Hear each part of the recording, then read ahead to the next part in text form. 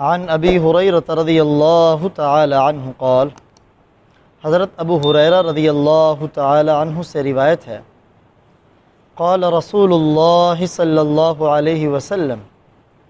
رسول اللہ صلی اللہ علیہ وسلم نے ایک موقع پر ارشاد فرمایا، ما لأحد عندنا ید الا وقد کافیناہ، کوئی ایسا شخص نہیں ہے جس نے ہمارے ساتھ حسن سلوک کیا ہو، کچھ ہم کو دیا ہو اور ہم نے اس کا بدلہ اسے پورا نہ دے دیا ہو،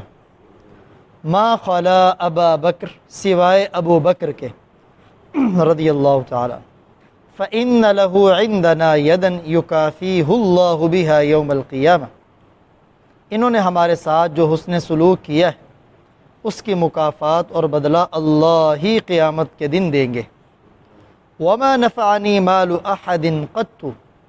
اور کسی شخص کا بھی مال کبھی اتنا میرے کام نہیں آیا، ما نفعنی مال ابی بکر، جتنا ابو بکر رضی اللہ تعالی عنہ کا مال کام آیا۔ ولو کنت متخذا خلیلا، اور اگر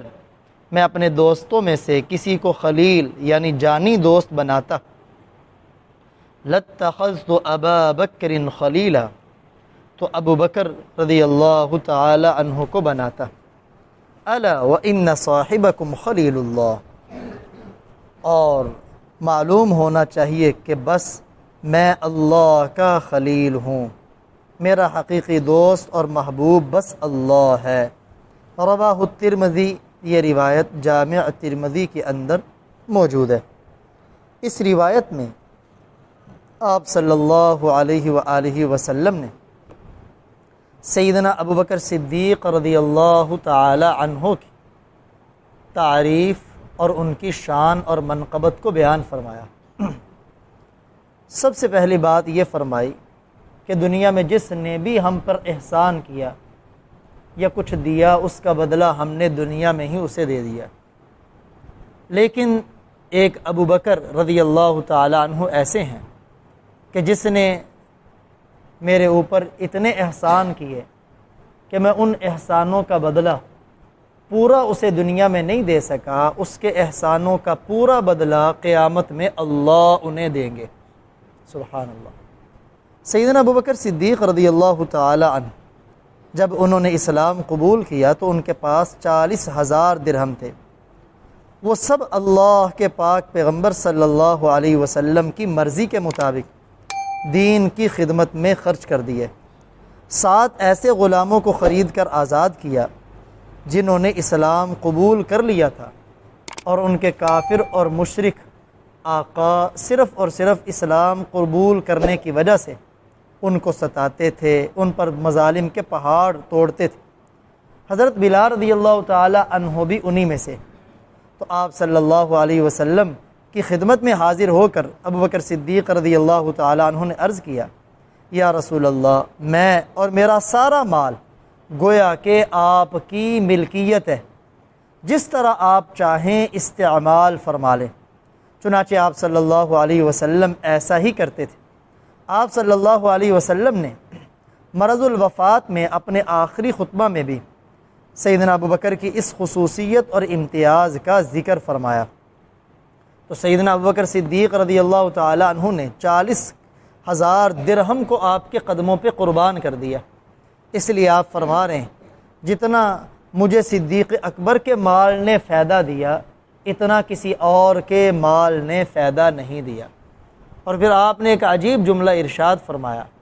اگر کسی کو میں اپنا جانی دوست بناتا، خلیل بناتا، جسے ہم کہتے ہیں نا جانی یار، جگری یار، جو دل کے اندر پیوست کر چکا ہو، دل کی گہرائی میں اتر چکا ہو، اگر میں کسی کو بناتا تو میرے سارے صحابہ میں ابو بکر اس بات کا حقدار تھا کہ اسے میں اپنا جانی دوست بنا لیتا، لیکن چونکہ میں تمہارا نبی، صرف اور صرف میرا خلیل اللہ ہے اور میں اللہ کا خلیل ہوں، یعنی میرے دل کے اندر صرف اللہ ہی اللہ ہے، اس کے اندر کوئی جگہ ہے ہی نہیں جس میں کسی اور کو جگہ دی جا سکے۔ سیدنا ابو بکر صدیق رضی اللہ تعالی عنہ سارے صحابہ میں سب سے زیادہ اونچی شان کے مالک ہیں، اہل السنہ والجماعہ کا عقیدہ ہے افضل البشر بعد الانبیاء ابو بکر، انبیاء کے بعد سب سے افضل ترین انسان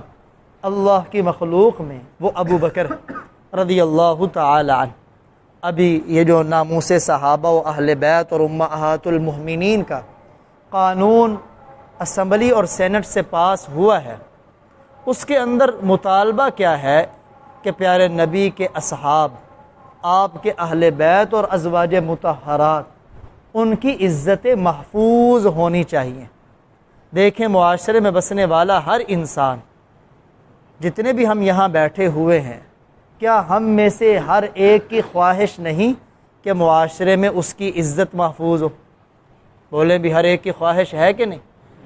بڑے مجمع میں اگر کوئی کسی کی انسلٹ اور بے عزتی کر دے تو کتنا برا لگتا ہے، ہم لڑنے مرنے تک پہنچ جاتے ہیں۔ اگر ہمیں اپنی عزت محفوظ چاہیے، حالانکہ صحابہ کرام رضی اللہ تعالی عنہم کے سامنے ان کے تو قدموں کے خاک کے کروڑویں حصے جیسے ہم نہیں ہیں، تو جب ہماری عزت محفوظ ہو، ہم میں سے ہر کوئی چاہتا ہے، تو ہر مسلمان یہ بھی چاہتا ہے کہ پیارے نبی صلی اللہ علیہ وسلم کے یاروں کی، آپ کے گھر والوں کی بھی عزت محفوظ ہونی چاہیے کہ نہیں ہونی چاہیے؟ اسی پر یہ قانون پاس ہوا ہے کہ جو ان حضرات کے بارے میں زبان درازی کرے گا، گستاخی کرے گا، پہلے 3 سال کی قید تھی اور قابل ضمانت تھی، اب اس قانون میں ترمیم ہو کے اس سزا کو 10 سال کیا گیا ہے اور ناقابل ضمانت، کم از کم 10 سال سزا۔ تو اس سے کیا ہوگا کہ کوئی پیارے نبی کے یاروں کو، اہل بیت کو، ان کے بارے میں زبان درازی نہیں کر سکے گا، کیونکہ اسے ڈر ہوگا کہ میں گرفتار ہو جاؤں گا، پھر میری ضمانت نہیں ہوگی، وگرنہ پہلے کوئی گستاخی کرتا، پکڑا جاتا، رات کو ہی ضمانت ہوتی، چھوٹ جاتا۔ اور جن لوگوں کے علم میں اس کی گستاخی آتی، ان تمام ایمان والوں کے جذبات مجروح ہوتے، پھر کوئی قانون کو اپنے ہاتھ میں لیتا۔ قانون بنانے کا مطلب ہی یہ ہوتا ہے کہ معاشرہ پرامن ہو جائے، اس میں کسی کو بھی قانون ہاتھ میں لینا نہ پڑے۔ اللہ جل شانہ ہمیں صحابہ کرام کی صحیح معنوں میں اور اہل بیت کی صحیح معنوں میں عقیدت، محبت اور اتباع نصیب